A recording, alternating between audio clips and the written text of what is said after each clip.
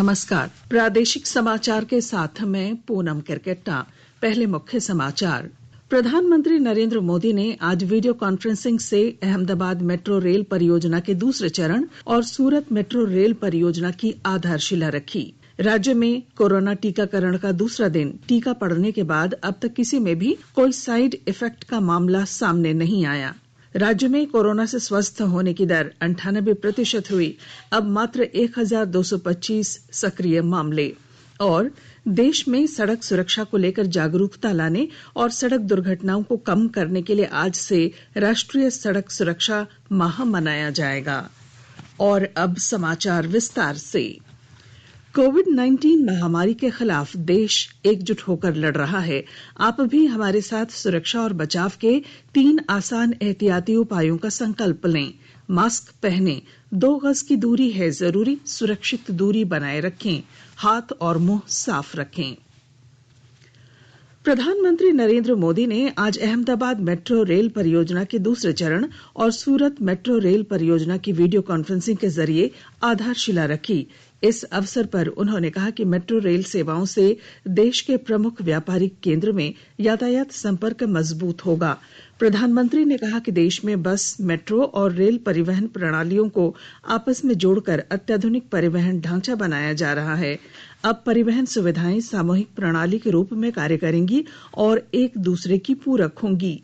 इस मौके पर गृह मंत्री अमित शाह, गुजरात के राज्यपाल आचार्य देवव्रत, मुख्यमंत्री विजय रूपाणी सहित अनेक गणमान्य लोगों ने समारोह में हिस्सा लिया।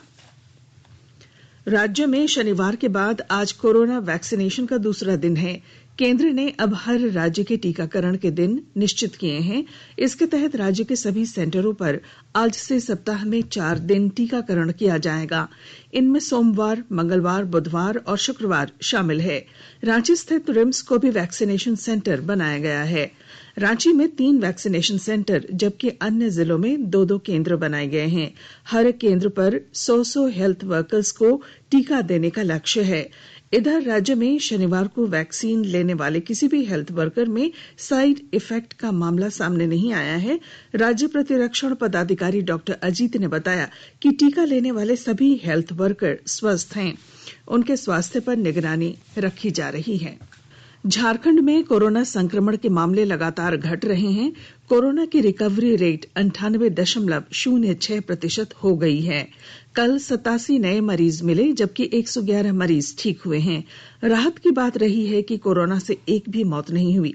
स्वास्थ्य विभाग के अनुसार राज्य में कुल कोविड संक्रमितों की संख्या अब तक 1,17,686 हो गई है। इनमें 1,225 सक्रिय मामले हैं जबकि 1,15,411 मरीज ठीक हुए हैं। अब तक राज्य में 1,050 लोगों की मौत कोरोना से हुई है। 50 लाख से अधिक कोविड नमूनों की जांच की गई है। 10,000 से अधिक कोविड टेस्ट किए गए। देश में कोविड से स्वस्थ होने की दर बढ़कर 96.58% हो गई है। अब तक 1,96,885 लोग स्वस्थ हुए हैं। इस बीच कोरोना संक्रमण के 15,144 नए मरीज सामने आए हैं, जिससे देश में संक्रमण की चपेट में आए लोगों की संख्या बढ़कर 1,05,57,900 को पार कर गई है। स्वास्थ्य मंत्रालय ने बताया है कि अब तक मरने वालों की संख्या बढ़कर 1,52,274 हो गई है। देश में इस समय कोविड के 2,08,826 मरीज हैं। राज्य के मुख्यमंत्री हेमंत सोरेन दिल्ली दौरे पर हैं। आज उन्होंने कांग्रेस अध्यक्ष सोनिया गांधी से मुलाकात की। इस दौरान कांग्रेस के प्रदेश प्रभारी आरपीएन सिंह, कांग्रेस सांसद धीरज साहू भी मौजूद रहे। मीडिया से बातचीत में मुख्यमंत्री ने बताया कि सहयोगी दलों के साथ झारखंड के विकास के रोड मैप को लेकर चर्चा हुई। शुरुआत है और हम लोग आगे जिस तरीके से साल भर हम लोगों ने काफी मजबूती और बेहतर तरीके से राज्य को दिशा दिया है, ये सब थोड़ी सी बातें हुई है। ब्रिटेन ने प्रधानमंत्री नरेंद्र मोदी को G7 शिखर सम्मेलन में अतिथि के रूप में शामिल होने के लिए आमंत्रित किया है। यह बैठक इस वर्ष जून में होगी। ब्रिटेन के उच्चायोग ने एक बयान में कहा है कि ब्रिटेन के प्रधानमंत्री बोरिस जॉनसन भी G7 शिखर बैठक से पहले भारत की यात्रा पर आ सकते हैं। इससे पहले श्री जॉनसन ने ब्रिटेन में कोरोना वायरस की स्थिति के कारण भारत की यात्रा रद्द कर दी थी। G7 में Britain, Canada, France, Germany, Italy, Japan, America और यूरोपीय संघ शामिल हैं और यह एकमात्र ऐसा मंच है जहां विश्व के सबसे अधिक प्रभावशाली, विकसित और महत्वपूर्ण देश एकत्रित होते हैं और विभिन्न विषयों पर गंभीर चर्चा करते हैं। ब्रिटेन के प्रधानमंत्री जॉनसन इस अवसर का उपयोग प्रधानमंत्री नरेंद्र मोदी सहित अन्य नेताओं से कोरोना वायरस के बाद स्थिति को बेहतर करने और भविष्य को अधिक समृद्ध बनाने के बारे में विचार विमर्श के लिए करेंगे।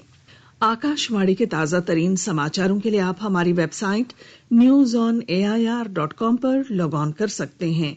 ताजा समाचार Twitter handle @AIR News Alerts और Facebook page all India radio news पर भी उपलब्ध हैं।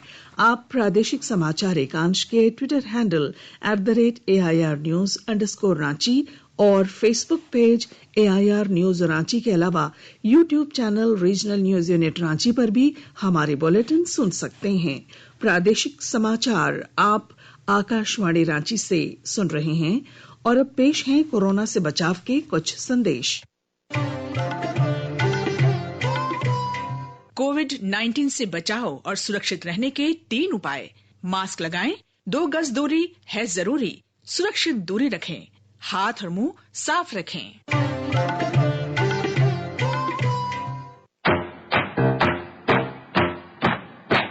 चलो मिलकर एक शुरुआत करें, चलो एक फैसला आज करें, मास्क नहीं तो टोकेंगे, कोरोना को रोकेंगे, चलो एक इरादा करते हैं, चलो कुछ वादा करते हैं, मास्क नहीं तो टोकेंगे, कोरोना को रोकेंगे। भारत सरकार द्वारा जनहित में जारी। प्रादेशिक समाचार में आपका फिर स्वागत है। देश में सड़क सुरक्षा के बारे में जागरूकता लाने और सड़क दुर्घटनाओं को कम करने के लिए आज से राष्ट्रीय सड़क सुरक्षा माह मनाया जाएगा। उद्घाटन समारोह नई दिल्ली में होगा तथा रक्षा मंत्री राजनाथ सिंह और सड़क परिवहन तथा राजमार्ग मंत्री नितिन गडकरी राष्ट्रीय सड़क सुरक्षा माह का शुभारंभ करेंगे। सड़क परिवहन और राजमार्ग राज्य मंत्री जनरल वीके सिंह और नीति आयोग के मुख्य कार्यकारी अधिकारी अमिताभ कांत भी इस कार्यक्रम में भाग लेंगे। इधर रांची के मोरहाबादी मैदान में लोगों को सड़क सुरक्षा के प्रति जागरूक करने के लिए बाइक रैली निकाली गई।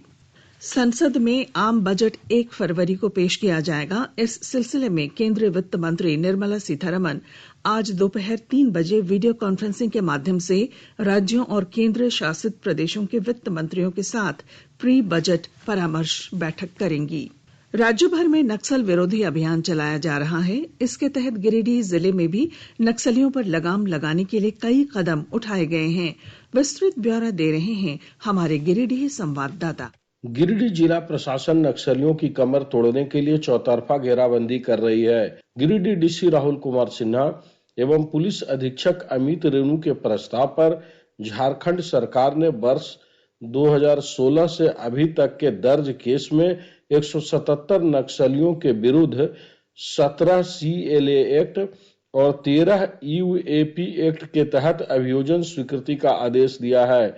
इधर कुख्यात नक्सलियों के गांव में एवं उनके संभावित ठिकानों पर CRPF की तैनाती की जा रही है। डीसी ने कोरोना काल में बंद पड़े विद्यालयों का दरवाजा सुरक्षा बलों के रहने के लिए खोल दिया है। रमेश प्रभाकर, आकाशवाणी समाचार, गिरिडीह। प्रधानमंत्री नरेंद्र मोदी 31 जनवरी को आकाशवाणी से मन की बात कार्यक्रम में देश विदेश के लोगों के साथ अपने विचार साझा करेंगे। ट्वीट संदेश में श्री मोदी ने लोगों से अपने प्रेरक सुझाव साझा करने का आग्रह किया है। प्रधानमंत्री ने कहा कि कार्यक्रम में उनमें से कुछ विचारों पर चर्चा भी करेंगे। लोग नमो ऐप या MyGov ओपन फोरम पर भी अपने विचार साझा कर सकते हैं। श्रोता टोल फ्री नंबर 1800-11-7800 पर भी डायल कर हिंदी और अंग्रेजी में अपने संदेश रिकॉर्ड करा सकते हैं। इसके अलावा 1922 पर मिस्ड कॉल कर SMS लिंक प्राप्त होने के बाद प्रधानमंत्री को सीधे वे अपने सुझाव दे सकते हैं। जनजातीय मामलों के केंद्रीय मंत्री अर्जुन मुंडा ने आज रांची में बिरसा मुंडा म्यूजियम के चल रहे निर्माण कार्य का निरीक्षण किया। उन्होंने अधिकारियों को बचे काम को जल्द पूरा करने का भी निर्देश दिया।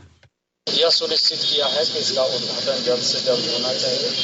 तो कुछ कार्य हुए हैं और भी कुछ कार्यों के बारे में भी चर्चा हुई है।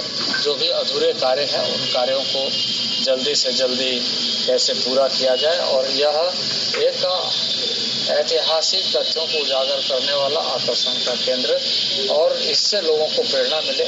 कार्मिक, लोक शिकायत और पेंशन मंत्री जितेंद्र सिंह ने कहा है कि हाल में लागू electronic pension payment order PPO से वरिष्ठ नागरिकों का जीवन आसान हो जाएगा। डॉक्टर सिंह ने मंत्रालय द्वारा शुरू किए गए कुछ महत्वपूर्ण सुधारों का जिक्र करते हुए कहा कि पेंशन विभाग को अक्सर वरिष्ठ नागरिकों की शिकायतें मिलती थीं कि उनके पेंशन भुगतान आदेश की मूल प्रतियां गायब हो गई हैं। उन्होंने कहा कि ऐसी स्थिति में पेंशन भोगियों, विशेष रूप से वृद्ध पेंशन भोगियों को काफी मुश्किलें होती थीं। डॉक्टर सिंह ने पेंशन विभाग के उन अधिकारियों को बधाई दी जिन्होंने कोविड महामारी के दौरान इलेक्ट्रॉनिक पेंशन पेमेंट ऑर्डर को सफलतापूर्वक शुरू किया। ये प्रणाली कई पेंशन भोगियों के लिए वरदान साबित हुई है। उन्होंने कहा कि महामारी के कारण पेंशन भोगियों को हो रही कठिनाइयों के मद्देनजर पूरी प्रक्रिया तय समय सीमा से बहुत पहले शुरू हो गई थी। केंद्र सरकार ने कहा है कि मौजूदा खरीफ विपणन मौसम में न्यूनतम समर्थन मूल्य पर धान की खरीद से 79 लाख से अधिक किसानों को लाभ पहुंचा है। इसके लिए सरकार ने किसानों को 1,06,000 करोड़ रुपए से अधिक का भुगतान किया है। कृषि मंत्रालय ने कहा है कि सरकार न्यूनतम समर्थन मूल्य की मौजूदा नीति के आधार पर खरीफ फसलों की खरीद कर रही है। इस मौसम में अभी तक झारखंड, पंजाब, हरियाणा, उत्तर प्रदेश सहित कई राज्यों से 564 लाख टन से अधिक धान की खरीद की गई है। केंद्र ने अपनी प्रमुख एजेंसियों के माध्यम से 2,96,000 टन से अधिक मूंग, उड़द, मूंगफली और सोयाबीन की भी खरीद की है। खेल मंत्रालय ने भारतीय खेल प्राधिकरण साई के आगामी और आधुनिक स्वरूप पाने वाले खेल सुविधा केंद्रों के नाम देश के प्रसिद्ध खिलाड़ियों के नाम पर रखने का फैसला किया है। पहले चरण में लखनऊ के राष्ट्रीय उत्कृष्टता केंद्र में नवनिर्मित वातानुकूलित कुश्ती हॉल और तरणताल, भोपाल में 100 बिस्तरों के हॉस्टल, सोनीपत में बहुउद्देशीय हॉल और लड़कियों के हॉस्टल का नाम स्थानीय खिलाड़ियों के नाम पर रखा जाएगा। खेल मंत्री किरेन रिजिजू ने कहा, देश में खेल संस्कृति के विकास के लिए यह महत्वपूर्ण है कि हमारे खिलाड़ियों को वह सम्मान मिले जिसके वे हकदार हैं। चतरा जिले के गिद्धौर थाना क्षेत्र में तालाब से एक नाबालिग छात्रा का शव संदिग्ध हालत में बरामद किया गया है। बच्ची 6 दिनों से लापता थी। इस संबंध में परिजनों ने थाने में बच्ची के अपहरण का मामला दर्ज कराया था। परिजनों ने हत्या कर शव को फेंकने का आरोप लगाया है। पुलिस शव को कब्जे में लेकर घटना के हर पहलुओं की जांच कर रही है। और अब मौसम विज्ञान केंद्र रांची के अनुसार अगले 24 घंटों में मौसम के मिजाज में कोई विशेष बदलाव की संभावना नहीं है। न्यूनतम तापमान में थोड़ी बढ़ोतरी हुई है। हालांकि लोगों को ठंड से अभी भी राहत नहीं मिली है। कल रांची का न्यूनतम तापमान 7.4 डिग्री सेल्सियस रिकॉर्ड किया गया, वहीं अधिकतम 24.4 डिग्री सेल्सियस रहा। इधर धनबाद जिले में कड़ाके की ठंड के बाद आज से 2-3 दिनों के लिए थोड़ी राहत मिल सकती है। न्यूनतम तापमान 7 से 8 डिग्री की बजाय 11 से 12 डिग्री तक पहुंचने की संभावना है। इससे सर्दी में थोड़ी कमी आएगी। मौसम विभाग के अनुसार ओडिशा और पूर्वी बांग्लादेश में साइक्लोनिक सर्कुलेशन बना हुआ है। इस वजह से 2-3 दिनों तक बादल छाए रहेंगे। समुद्री बादलों की आवाजाही से गर्म हवा आएगी और इससे तापमान में थोड़ी बढ़ोतरी संभव है। बुधवार तक राहत के बाद गुरुवार से मौसम एक बार फिर सर्द होने का अनुमान है।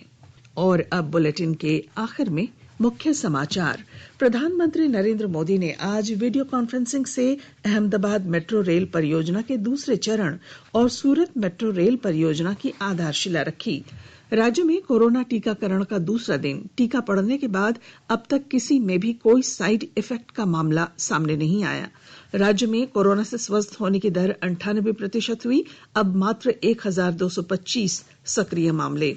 और देश में सड़क सुरक्षा को लेकर जागरूकता लाने और सड़क दुर्घटनाओं को कम करने के लिए आज से राष्ट्रीय सड़क सुरक्षा माह मनाया जाएगा।